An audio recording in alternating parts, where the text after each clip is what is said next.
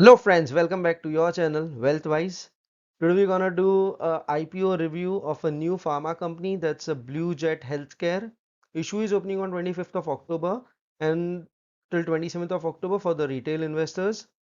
Should you just go for the listing gains of 30-40%, or this stock does have a potential to reach and beat the market and have a multi-bagger returns? Let's have a look at it.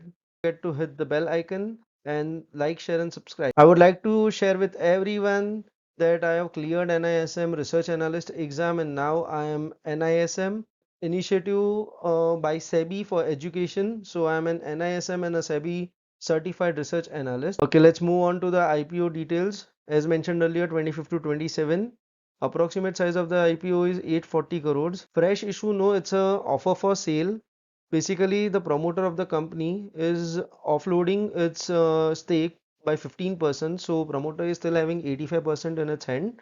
And I would say this is a good sign that promoter, even though SEBI guidelines says that you have to have only 75% as promoter holding in 3 years post listing, so they are still having 85% in their hand. So which maybe we can take it in a way that 346 is not the right price according to the promoter. That's why they're just offloading 15% of the stake. In the investors meet, we have been asking various questions, and it's a clear thing from them that the company is working since more than 50 years.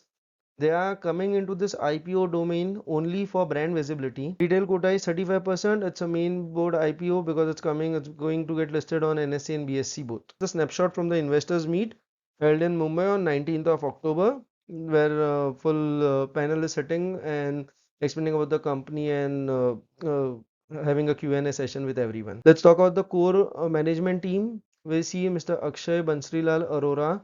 He is the chairperson. Mr. Shivan Akshay Arora, he is the managing director. Mr. Naresh Suryakant Shah, he is the executive director. Mr. VK Singh, he is the COO of the company, and Mr. Ganesh is the CFO of the company. Now let's talk about the business verticals. Company has three major business verticals, that is contrast media intermediates, high intensity sweeteners, and pharma intermediates and API. Contrast media are agents used in medical imaging to enhance the visibility of body tissue.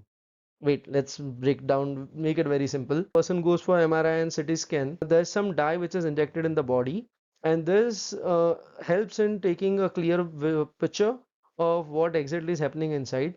So basically, you can say without the picture, the diagnostics cannot happen properly. They are the manufacturers of this. Then they supply to the Europe and US based companies, where they have been mentioning 4 to 24 years of relationship with the three of the largest manufacturers. I would like to say that GE Healthcare, Bracco, Verbe, and even Bayer, or these are the four people into MRI and CT scan.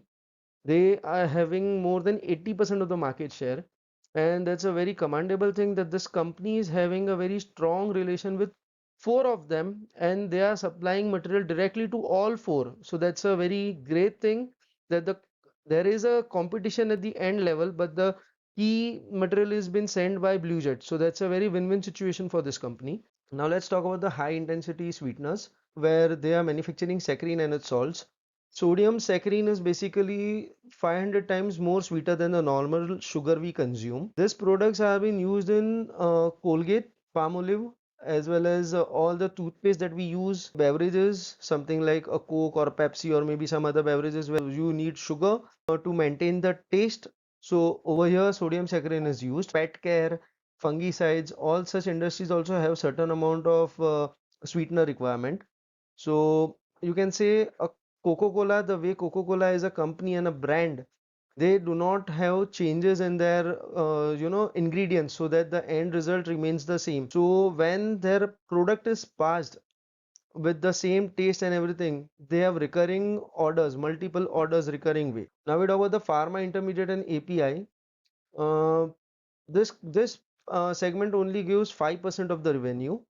High intensity sweeteners give around 20-25% of the revenue, and contrast media intermediate gives around 70% of the revenue. They have over 50 customers globally and 35 customers in India.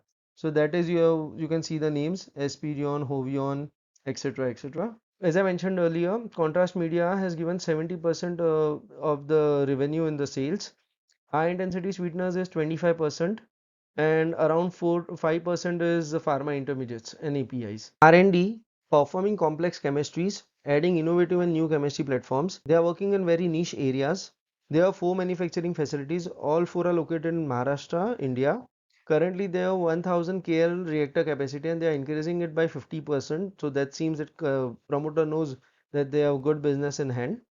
Sustainability, now they are investing in solar and windmill source of energy. They are already existing 2 windmills with them, and 20% of their energy consumption is coming from renewable sources.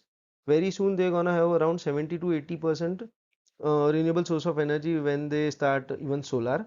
So they are looking out for this carbon footprint. That's a very good thing. Now we talk about the key financial data. The revenue for each year 2021, 22 and 23. 21 the revenue was 498 CR. 22 the revenue was 683 CR. And 2023 the revenue was 720 CR. You can see that profit margin is quite good, around 20% plus. EBITDA margin is also quite good, and fixed asset turnover ratio is quite good, above 5, so that's a very great number. We'll talk about the pros of the company. Experienced management team, they have presence of 50 plus years and 3 generations into one business, so that's a very great thing.